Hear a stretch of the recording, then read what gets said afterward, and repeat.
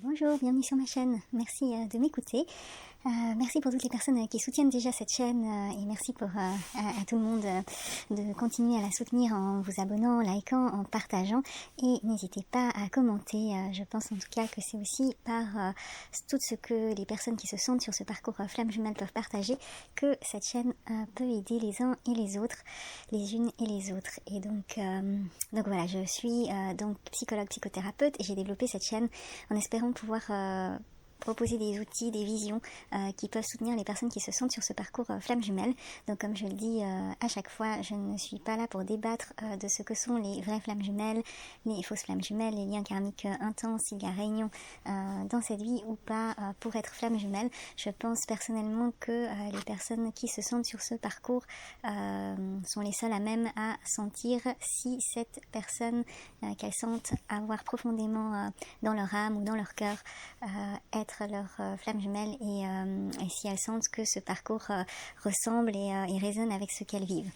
Mais j'espère en tout cas que ma vision pourrait amener une vision qui pourrait aider certaines personnes. Donc bien sûr, comme je le dis à chaque fois, ce n'est pas la vérité, c'est une vision parmi d'autres, mais j'espère que ça peut apporter un autre regard qui pourrait amener des moyens de se sentir un petit peu plus apaisé dans ce parcours qui est très douloureux, même s'il est très beau à la fois. Donc aujourd'hui j'aimerais parler dans ce parcours flamme jumelle, est-ce réaliste de trouver ce qu'on appelle une âme sœur ou un lien karmique? Donc c'est vrai que dans ce parcours flamme jumelle, beaucoup de personnes se posent cette question. Est-ce que je vais retrouver quelqu'un comme cette personne qui a marqué mon âme, cette personne qu'on identifie comme sa flamme jumelle? Est-ce que je dois attendre cette personne, cette relation ou passer à autre chose? Et est-ce que c'est réaliste de penser qu'il existe une autre relation qui me conviendra, par exemple une âme sœur ou un autre lien aussi fort? Donc voilà, je vais essayer d'apporter une lecture un petit peu de sciences humaines, on va dire, donc de rester dans un discours moins énergétique, on va dire entre guillemets réaliste. Donc voilà, moi je ne suis pas médium énergéticienne, donc je ne vais pas rentrer dans un domaine qui n'est pas le mien. Et donc là, les personnes médiums et énergéticiennes seront les plus à même à avoir leur vision et leur ressenti à ce propos.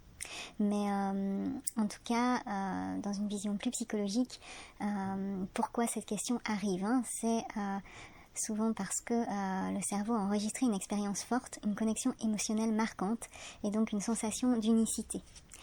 Donc c'est vraiment un sentiment que ce qui a été vécu est unique et ne ressemble pas à autre chose et ne peut pas ressembler à autre chose par la suite non plus.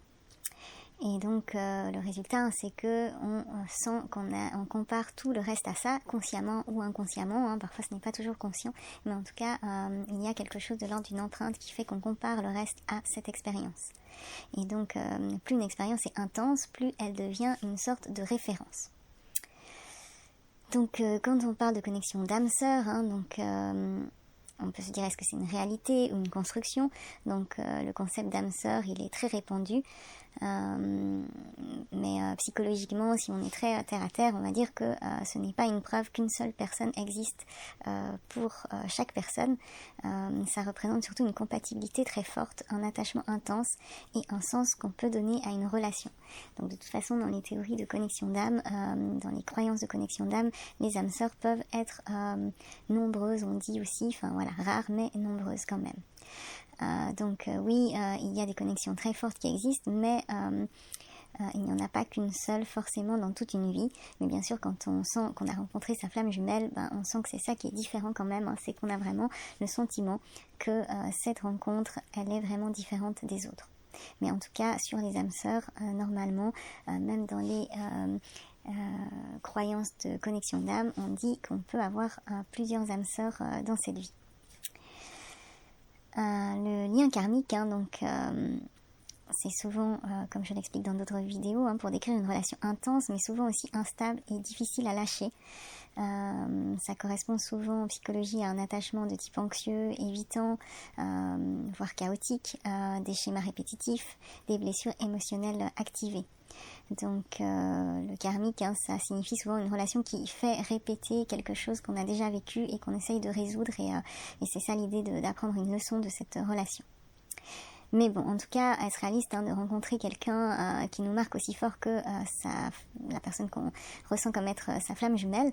Donc, on va dire oui, on peut rencontrer d'autres connexions d'âme, mais ce ne sera pas de la même manière. Et effectivement, ce ne sera peut-être probablement pas de la même nature que cette connexion qu'on sent être une flamme jumelle. Donc par contre, on peut réalistement quand même espérer et attendre dans cette vie de pouvoir ressentir d'autres connexions fortes, de pouvoir aimer à nouveau et de pouvoir construire une relation stable.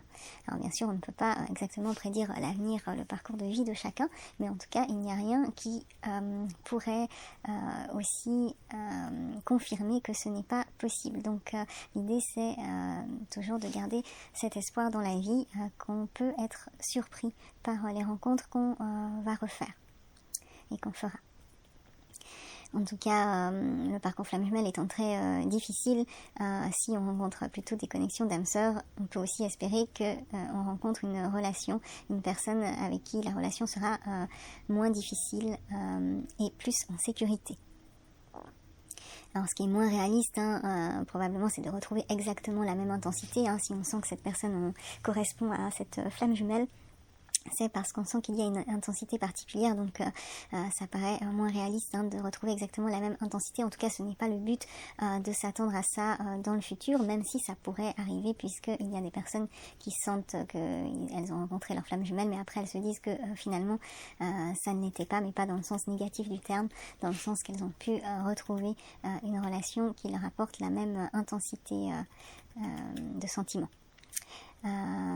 C'est aussi moins réaliste de revivre le même type de relation, en tout cas si on se dit qu'on est vraiment dans un parcours de flamme jumelle et donc que c'est une relation qui ne ressemble pas à une autre.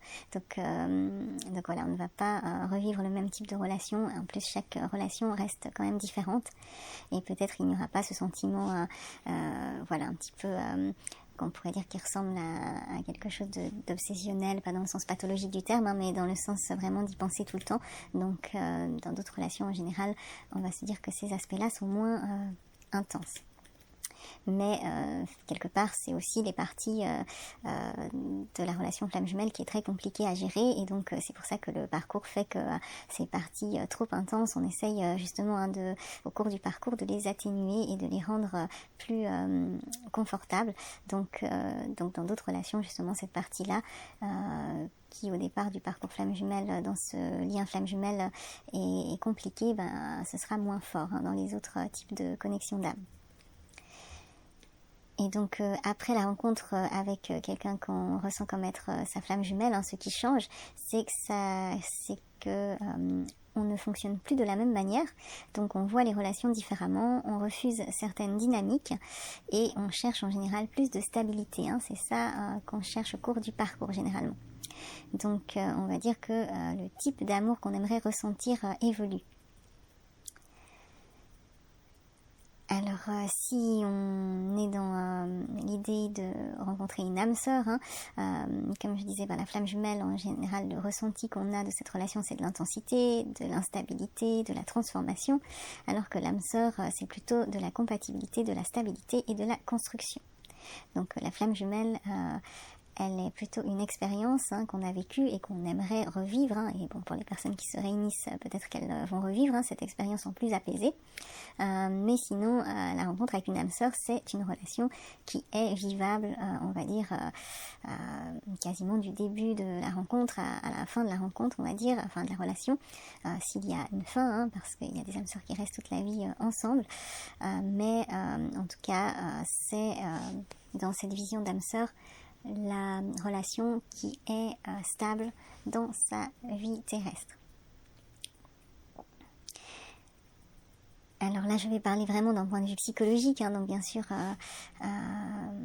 ça ne se réfléchit pas de cette manière-là, hein, c'est très mental ce que je dis, mais l'idée en tout cas c'est de comprendre un petit peu les bénéfices de ces croyances dans l'âme sœur, que quand même c'est bien possible de rencontrer une âme sœur, parce que c'est important aussi de garder l'espoir dans des rencontres, soit dans la réunion avec sa flamme jumelle, qu'elle soit avec soi-même ou bien dans la relation avec l'autre, ou alors l'espoir dans la rencontre aussi avec une autre connexion d'âme qui nous fasse vibrer.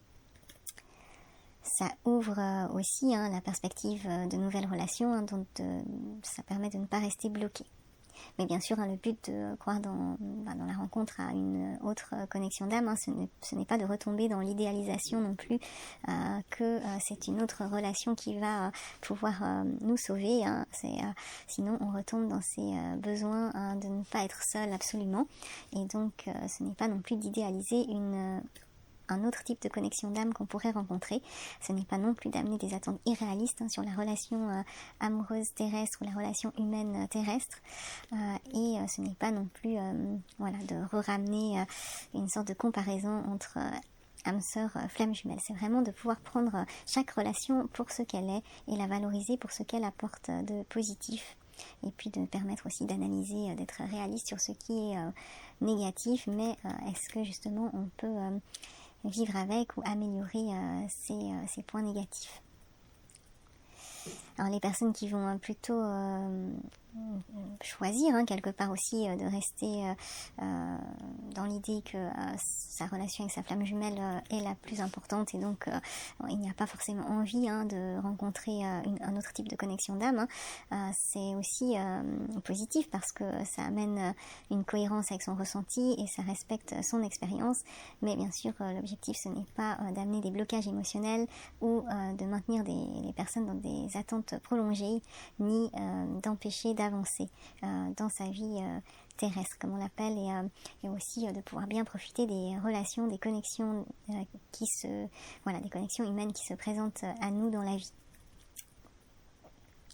Donc je pense que la vraie question ce n'est pas est-ce que cette personne qu'on ressent être notre flamme jumelle, est-ce que cette personne était unique, mais est-ce que je veux une relation réelle dans ma vie terrestre, et là bien sûr on a le choix de se dire une relation des relations humaines, je pense que de toute manière elles sont nécessaires. Après la relation amoureuse en particulier, là on parle souvent d'un choix, ça dépend de notre propre âme, est-ce qu'on en a envie, est-ce qu'on en a besoin et est-ce que surtout on vibre pour quelqu'un d'autre, donc tout ça, ça ne se réfléchit pas, ça ne se décide pas rationnellement, on va dire. En tout cas, l'idée d'avancer, c'est de ne pas chercher à comparer les relations en permanence, de rester ouverte à toute relation si il y a connexion amoureuse, alors de voir ça comme quelque chose de positif. L'idée quand même, c'est de rester ancré sur la terre, donc de rechercher des relations concrètes et de profiter de celles qui sont porteuses et nourrissantes. Et de chercher quand même des relations stables, apaisées, qui nous font du bien. Donc l'idée de ce parcours flamme jumelle, je pense que bien sûr ça va dans ce sens-là, mais c'est de se rappeler que l'intensité, ce n'est pas ça qui représente l'amour profond, et ce n'est pas le manque qui est la preuve d'un lien unique. Donc tout au long du parcours, normalement justement quand les égos sont apaisés, l'idée justement c'est de retrouver plutôt cet amour profond dans sa relation terrestre avec sa flamme jumelle, que ce soit de type amoureux ou d'un autre type, comme type de relation terrestre, mais c'est aussi de retrouver ces relations apaisées et agréables aussi dans nos autres relations. Voilà, en conclusion, en tout cas, c'est de dire que ce n'est pas parce qu'on rencontre sa flamme jumelle, selon moi, qu'on ne peut pas retrouver quelqu'un, mais probablement que ce sera différent, peut-être que ce sera plus stable, plus simple, Et dans tous les cas, voilà, pour les personnes qui vont se réunir dans une relation terrestre, voilà, soit une relation d'un autre type, soit d'une relation amoureuse, de toute manière, l'objectif de cette réunion, c'est aussi d'amener une relation plus stable, plus apaisée, plus sereine. Donc que ce soit dans une relation avec sa flamme jumelle ou dans une relation avec un autre type de connexion d'âme, dans une autre rencontre, l'objectif reste quand même de faire ce parcours pour pouvoir s'entourer de relations apaisées et que ce soit plutôt ça qui représente la profondeur de l'amour. Donc ça apprend vraiment que ce n'est pas juste l'intensité ressentie qui permet d'avoir une relation qui soit nourrissante et durable. Donc voilà, c'était ce que je voulais dire dans cet épisode. J'espère que ça pourra amener un regard aidant pour certaines personnes. Je vous remercie de votre écoute et à bientôt.